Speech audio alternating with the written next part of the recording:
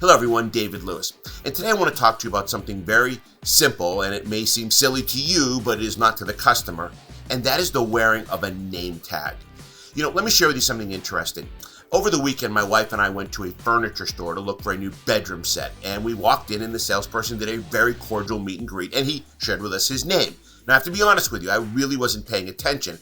I was too busy sizing him up, trying to determine if I was going to like him, if he was going to apply pressure.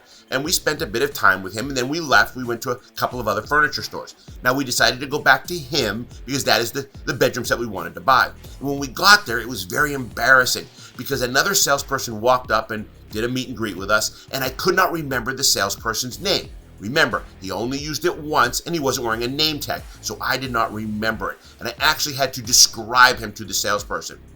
So you have to keep in mind that customers should be using your name. They should know your names at all times. And here's a perfect example that name tags work.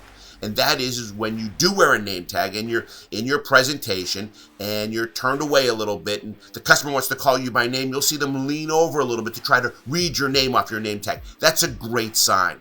Remember, this is about creating an environment where the customer feels comfortable. And knowing your name and wearing a name tag will help you do that. Give it a try.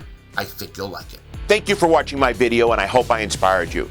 If you enjoyed the content, please like, share, and click the subscribe button. Once you subscribe, make sure to hit the bell so you can receive more content like this every week. And should you have any comments or questions, I'd love to hear them.